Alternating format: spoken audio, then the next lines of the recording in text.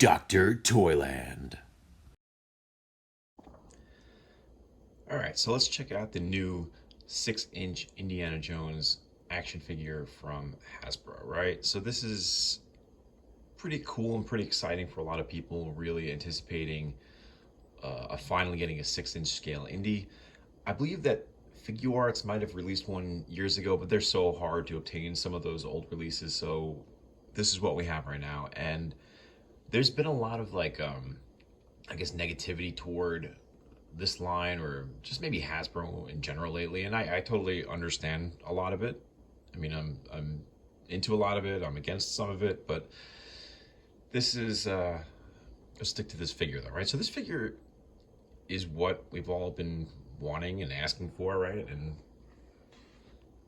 at first I was like, how many figures can they possibly make for the series? And then they started making all these indie variants, and I was like, I'm never gonna get all these variants, and I find myself pre-ordering them anyway, right? So, because I think I have a bit of a problem. So this is the figure. You can see he's in his Raiders of the Lost Ark kind of outfit. So he's got his, his jacket, his hat, his satchel, belt, pistol, whip, all the good stuff, right? Actually, I think the face sculpt on here looks pretty good, especially when you compare it to a lot of the Han Solo, Harrison Ford 6-inch scale action figures. They just don't look right. He must be one of those actors who's just very difficult to get a likeness of. I know it happens. Some guys and gals, their portraits are wonderful, and other ones are a little weird. And Harrison Ford traditionally is a little weird, and that even dates back to the the Kenner figures from the 70s, 80s, like the early Star Wars figures. Han Solo never really looks like Han Solo. So, but anyway, Indiana Jones. One gripe I have about this figure specifically is the hat is part of the figure. It does not come off.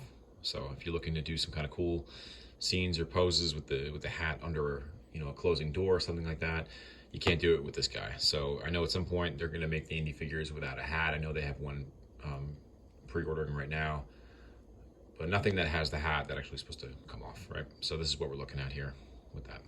Like I said, the face sculpt is pretty good. You got your 5 o'clock shadow, good eye deco on it. I mean, it looks really good. The weathering of the fedora.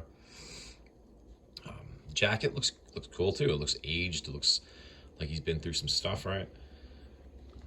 As for movement, he's got a pretty good range of motion. I mean, the jacket does not really prohibit it, probably because he has those nice little butterfly joints right there. You have, okay, it's a single jointed elbow, but I'm okay with it. It still looks pretty good. You do have the swivel up there. Wrist is pretty standard.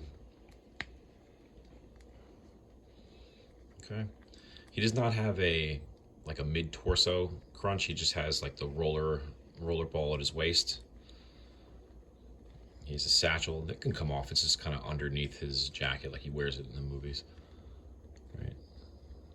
So the top belt here is part of the figure. The second one here that has the holster, looks like you could probably remove it. It does hold his gun. Now I will say a little bit of a flaw in this is I hate these little pegs. Like, it just doesn't properly fit in there, and I tried. It's just a pain in the butt. So you know what? It's probably going to be open most of the time, or I'll just kind of clip that little guy off and not really care about it. Gun, pretty standard. It's more of like a flexy kind of material, right? The whip, same kind of thing. It's supposed to fit in this little loop peg right here, but I can't get this thing to stay shut, so womp womp. Legs, it's all the fun stuff. Got a thigh swivel, single jointed knees, but again, it still allows him to bend pretty well.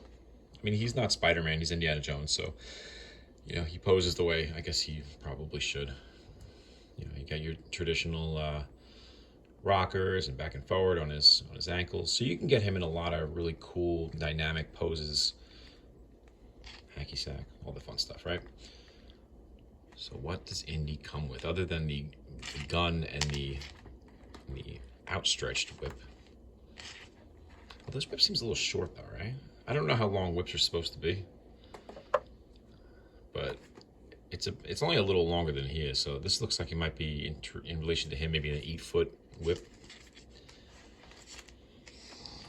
All right, I know I have his bag of stuff somewhere. There it is. All right, bag of stuff. What do we got? What do we got?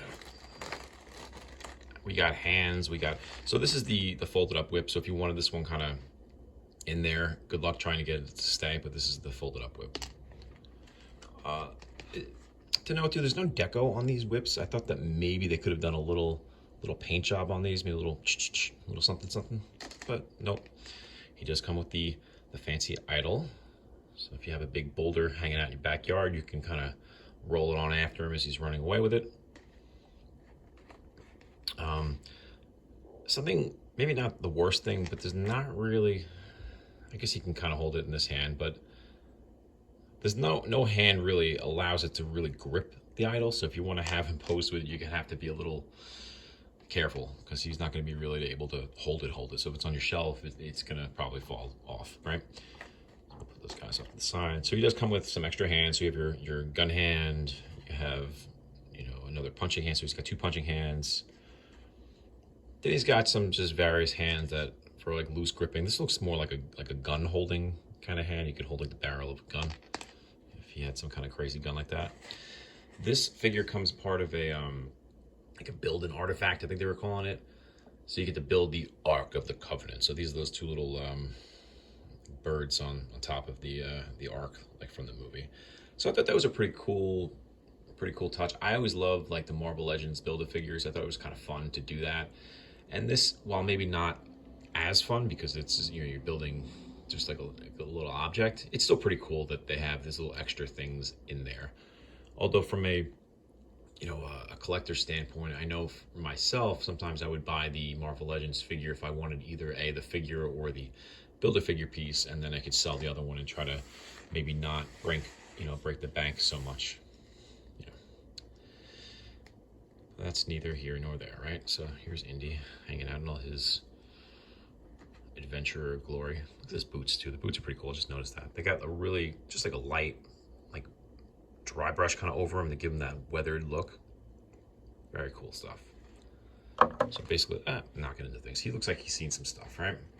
And that's what we want from our Indiana Jones. So he does not scale so well to some other lines, like G.I. Joe's, for instance. He looks a little diminutive next to Big Ugly over here. You can see, like, he's on the smaller scale of the G.I. Joes, and he just looks massive next to Indy. So, you know, and Harrison Ford is not a small man either. So this is just a little off. So if that bothers you, he probably does not work well with the G.I. Joe classified figures.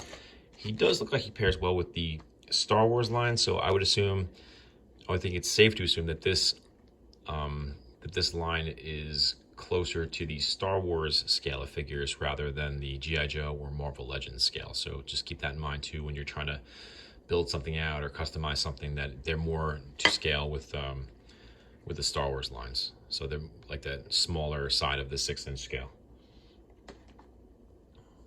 All right. I pre-ordered a bunch of the other characters coming out for this. Predominantly a lot of the indies and short round and all this stuff. I'm a big Temple of Doom person, so I was pretty excited to see the Shankara stone, build an artifact thing, I guess what you want to call it. But yeah, this line is pretty cool. I don't hate it.